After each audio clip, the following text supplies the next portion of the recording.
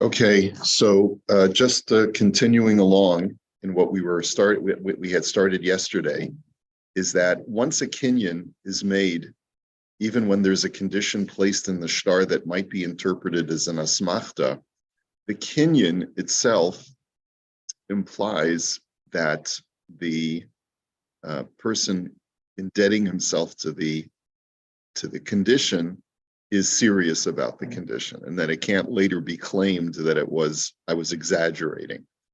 And then, what we had said was the exception was that if there's a convention within a community that as soon as a shtar is meant to be written, means to include all of the added clauses that close up any holes in the in the agreement, then that's implicit that the person wants that the person wants all of those languages to be put in. So the last thing was that if a person doesn't accept upon himself to have all of these added clauses added into the shtar, the witnesses can't automatically put them in unless it has become convention. So that's what the Imrei Yaakov clarifies in Samach Zayin. He says, "Avalo bistam kinyan, da'afti amrinan destam kinyan leksiva omed," because even though we say that whenever a kinyan was enacted, that implies that the two parties wish there to be paper written up to record the transaction. Mikol makom eina omed lihikasef b'lashon shekibel alav b'cherem o shavua. But that's not automatic that he wants it to be written, all of the extra language, that whoever reneges on the deal will get a cherem, or that each party accepts upon himself to swear to with the power of an oath. Uv'makom shenoagim d'chol hamakabel kinyan b'fnei edem daitu sheyichtavuhu ha'edem b'chol yifu shtaros shenogim lichtov, but in a geographic location where the convention has already become that whenever I tell witnesses to write up paper, I also am telling them to add all of the standard language that closes up the holes in any kind of transaction. Ve'im noagim lichtov shekibel alav b'cherim chamer u'b'shvua.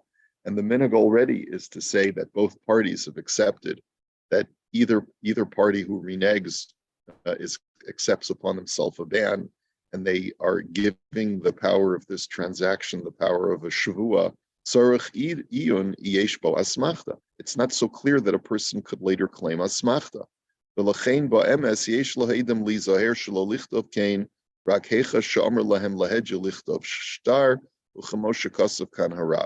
And therefore, the witnesses should try to get clarification to their best ability from the party who's giving them, who's agreeing to to indebt himself, that we're including all of this language. Are you okay with that?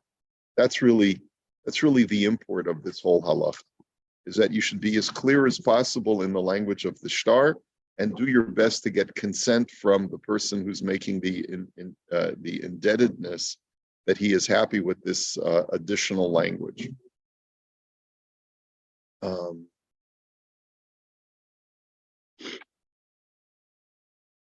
So we went through a lot of this language yesterday, that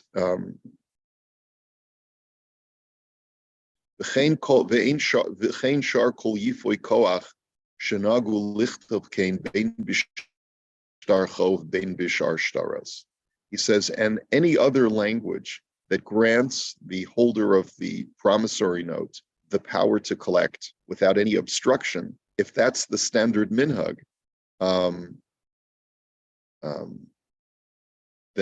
then as long as the debtor says, go ahead and write up the standard contract, it's implicit that he wants all of that extra language to be put in. He says, V'hu shehaminhag pashut b'chol shtar sheba'oso yer lichtov kain. V'zem mitzava la'idim stam lichtov shtar yodea shenagu kain. He says, if that's the standard practice, and he just tells the witnesses, draw up the paperwork, So then it's implicit that he wants that standard extra text to be included. And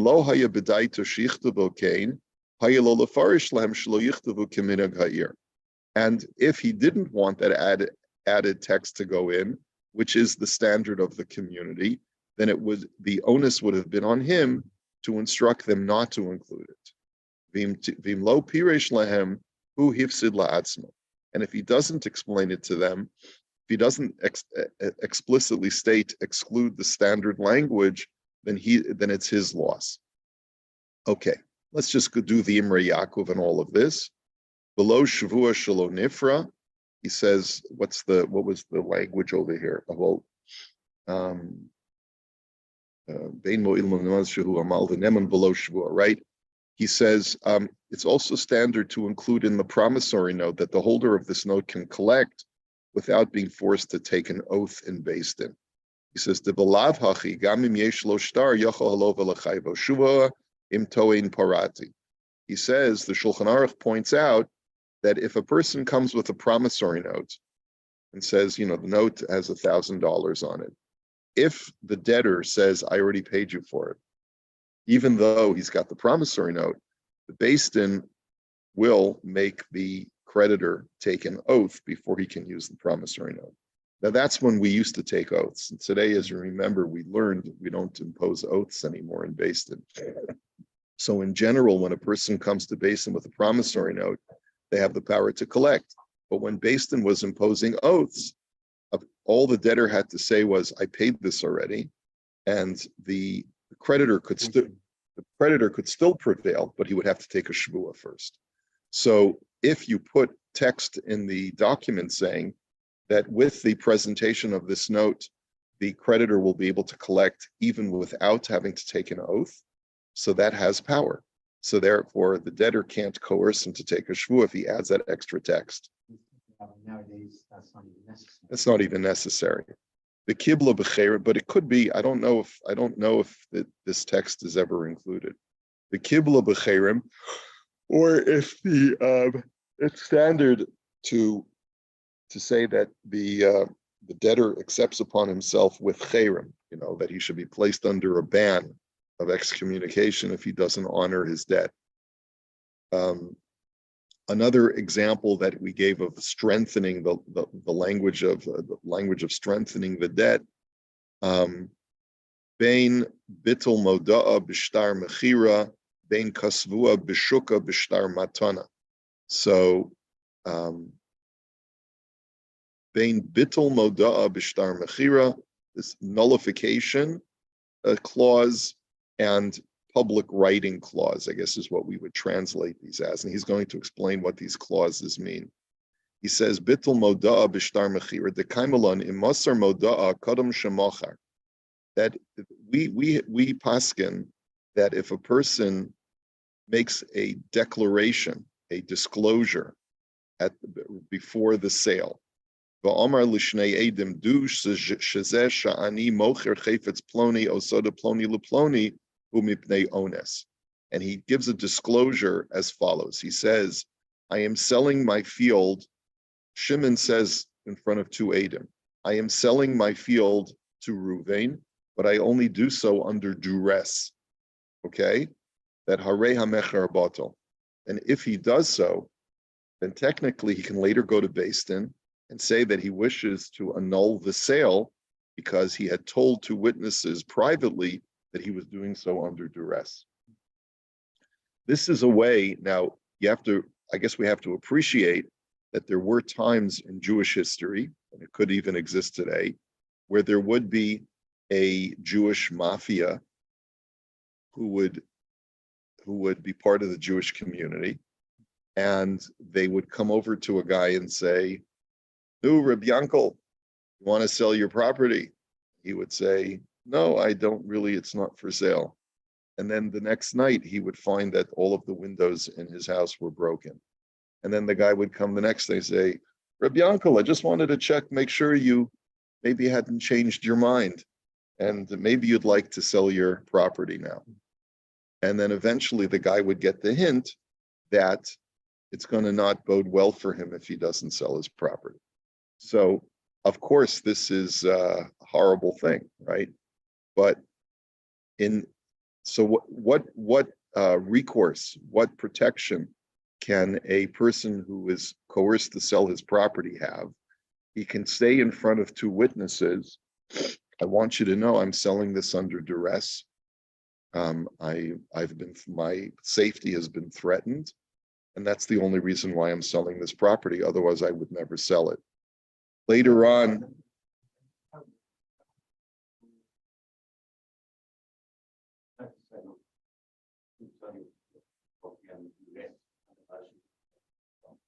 yeah, but that's, I don't know if halachically if that's considered duress.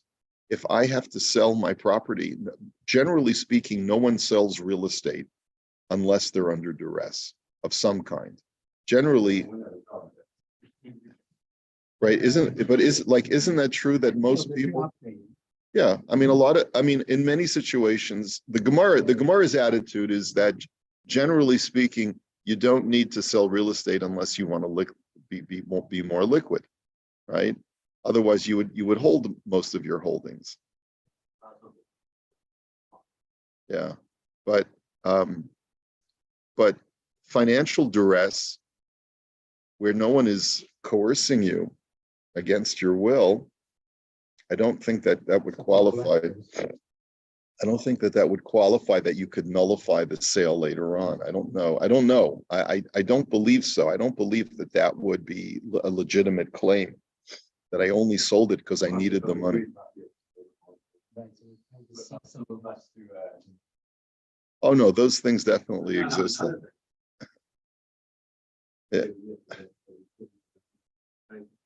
Yeah. Well, anyway, and then later on, that guy, the mafia guy, gets arrested, gets exposed.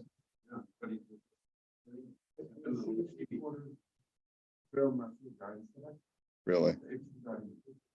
But it's actually bad because there's a video circulating of two mafia guys in Israel that's taken out. The video shows really happened a few days ago and taken out. What do you mean? What do you mean taken out? They were killed? Yeah, on video. This is happening in Israel today. But the leader was put in Johannesburg, right? Yeah. You can start out because the minister that found the person's house. There's a bunch of guys, the FBI, the staff, everybody else was put on. Can't even get us. I'm done read about it. It's not worth it. Yeah. They were reading about Jewish mafia, but it's happening. I'm sorry to hear that. Yeah. So anyway, so the point is, the guy gets arrested, gets extradited, or whatever happens, and then I can now take my two witnesses to Beis Din and say, I want my property back. I only sold it because the guy was threatening me.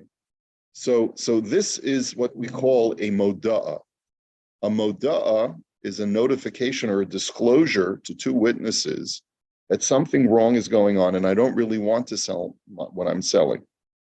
Bittul moda'ah is where I nullify any disclosure, meaning that in the contract, in the paperwork, I declare that any kind of moda'ah that I might have made to witnesses cannot be used against this transaction. They could, if they're smart enough, they could force that.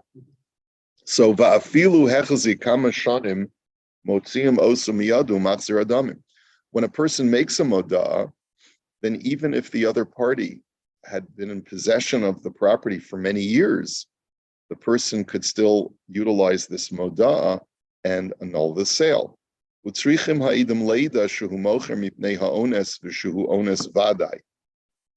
it's important that the witnesses who hear him make this disclosure that he's selling under duress it is a true coercion. It's not. They have to know for a fact. What if they testify? The guy disclosed to us that he didn't want to sell. Well, that doesn't mean anything, right? They have to know for a fact the circumstances that Yankel didn't want to sell because there was a mafioso breathing down his throat. Below Yaskim Walpiv, not just based on his own words. V'chol moda'a she'en kasuv ba anu ha'edim yadanu sheploni zeh onus haya eno moda'a. Any kind of disclosure that doesn't state that doesn't contain a statement by the witnesses themselves that we know for a fact that he was under coercion is not a valid moda. The witnesses have to testify themselves that we saw the coercion taking place. Go ahead, Paul. No, just this kind of circular thing about the mafia putting these in contact and I negate them. Yeah. Could the person who tells his two witnesses tell them, not only am I coerced to sell, but I'm coerced to sign the agreement? Yeah, probably. I would imagine so. That would probably then remove that negation. It might remove the negation. Let's see. Let's go a little bit further.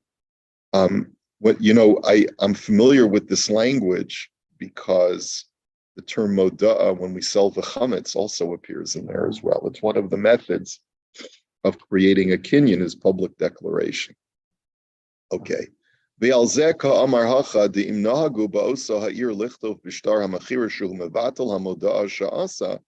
so what this halacha is telling me is that if the minhag of this locale is that in every shtar we include the clause, I hereby nullify any moda'as, okay, then even if the seller does not expressly say to the Edom to put that clause in, but they nonetheless have a right to put it in, because that's the standard. That's the community convention. Okay? So all of these things, I'm sure there's like what we call a boilerplate, right? I just had a legal document drafted, and there's a lot of boilerplate language, and this is part of the boilerplate stuff, okay? Another example of boilerplate language is kasvuha b'shuka b'shtar matana, that when you gift someone something, you can write, this was written in the shuk. The whole matana, bein shel bari, bein shel shrivmei, ratzach shete guluya umeforsemes. And the reason for writing that this was done in the open marketplace, when you gift someone a gift has to be public. If a gift is made privately and there's no record of the gift, so then there were no witnesses, and then a person can always renege on the gift. So, and this is true whether the gift is being done by a completely healthy person or a person who's on their deathbed. It has to be something that is well known, that is something that is publicized,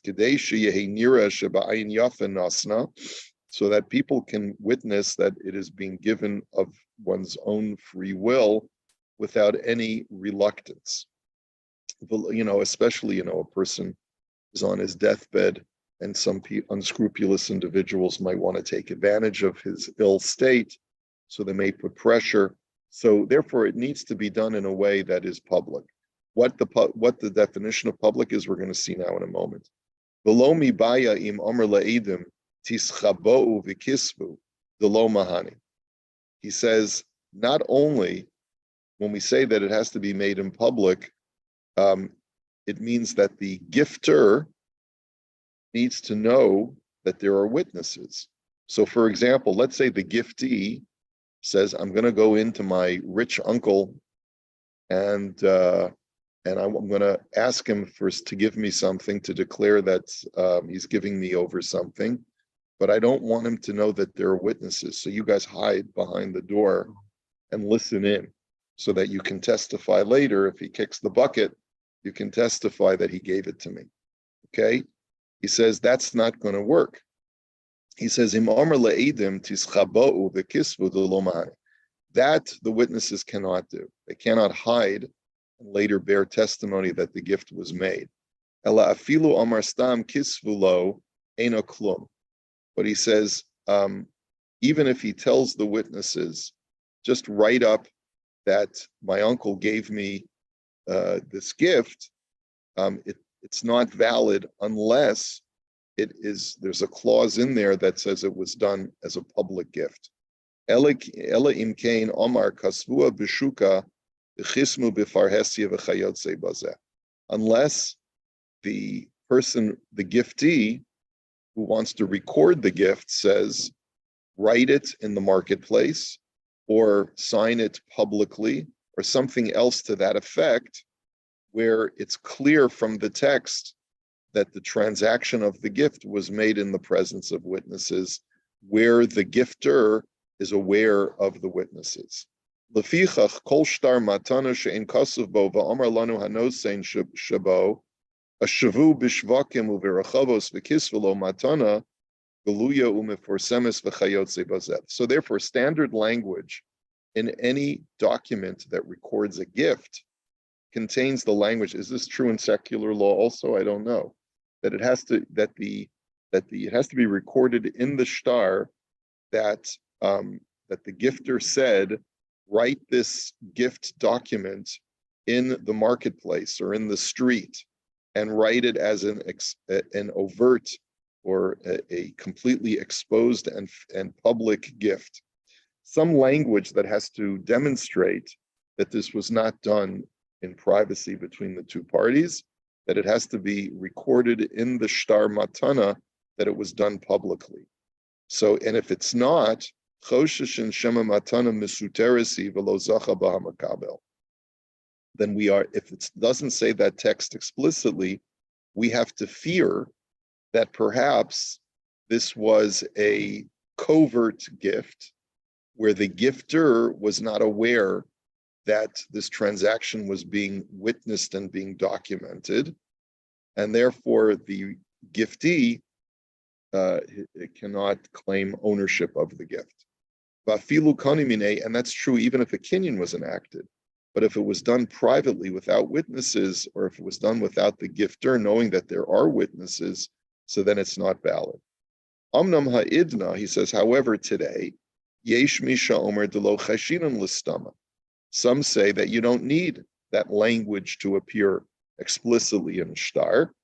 Hilchos kishemetzava lichtod shtar matana stam. Sorry, I'm in a shir.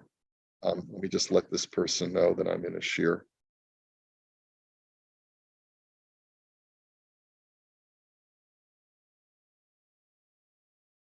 Okay.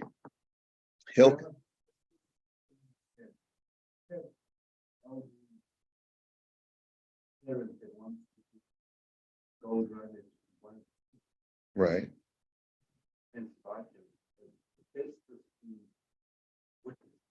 It has to be witnessed, yeah. Especially if there's issues with dimensions, because Yeah. the person passes away and one of the siblings said, "Did you get that gold Rolex?" No, I'm okay. Yeah. You know, it could have taken it off his head. I don't know, but Yeah, it has quite serious implications. correct. Yeah, absolutely. I mean, let's say you dad's on his deathbed and he's not of sound mind, and all of a sudden you're wearing dad's Rolex. The brothers, the other siblings say, where'd you get that? Oh, dad gave it to me. That immediately raises red flags. Yeah, right. Immediately raises red flags. And if that's not recorded in a document, then they have a serious claim against the guy wearing the Rolex.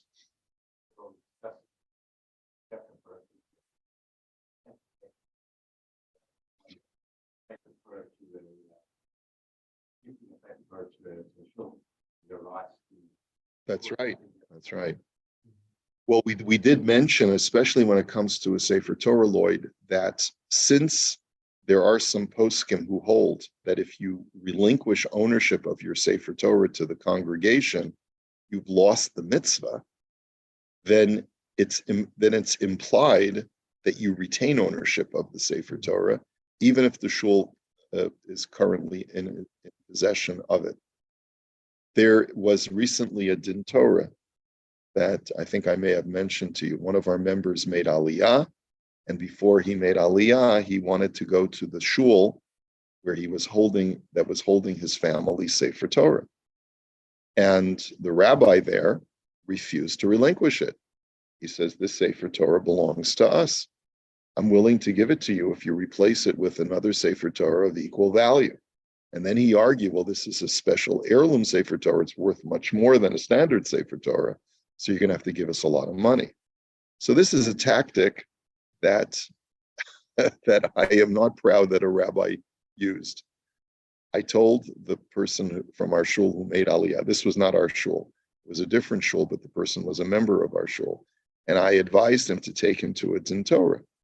Because as a general rule, a family Sefer Torah that where there's no documentation that it is being given as an outright gift to a congregation, the congregation cannot claim ownership.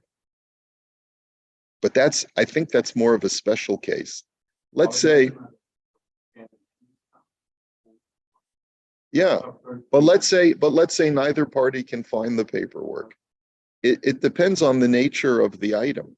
If the item has been in the possession of the other party for years and no one's contested it, so then it's not going to be as easy to claim I was just lending it to you. Yeah, yeah. Now that's the cost of it.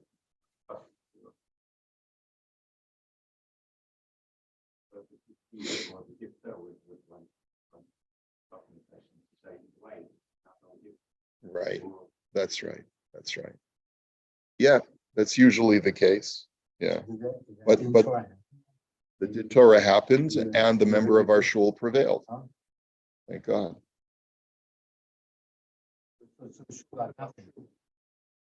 Yes. Sorry, so this other shul got nothing. They didn't get The other shul got nothing. They tried to get more. Yeah. And I actually spoke to the rabbi and he told me his point of view. I totally disagreed, but I, didn't want to make a fight over it, but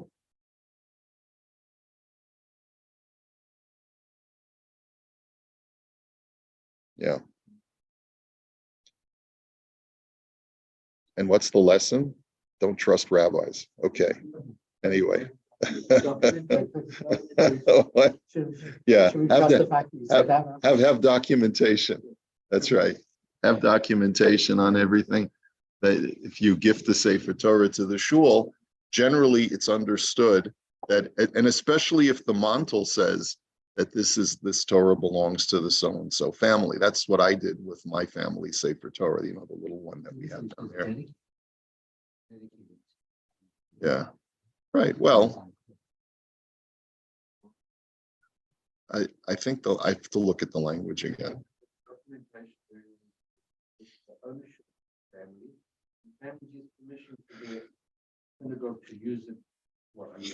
Until such time as they want it back. Yeah. Yeah. It's on loan. And the writing of it usually serves as a fundraiser for the shul anyways. That's right. It's not like they're outed. Yeah, a lot of times. Well, the shul, the shul could claim consideration if they make a big party and they haven't received anything besides the Sefer Torah. In other words, let's say the Sefer Torah was not used as a fundraiser, right? And the person dedicating the Sefer Torah is not paying for the big party, and the shul pays for it. They could make the argument that we did this because the guy was giving us the Torah outright, and that would be an interesting Din Torah. I'm not sure who would prevail in that situation, but okay. Anyway, Hilchos kishemetzav lichtov shtar matana stam, and therefore, when the gifter says, just write up that this is a gift. It's assumed that he wants it to be written according to the standard text, where they write that this was done as a public gift in front of the public, either on the street, or some other public way. And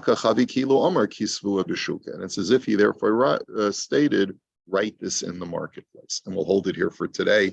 We're going to start the next packet. It's Hashem tomorrow. Okay, have a good day.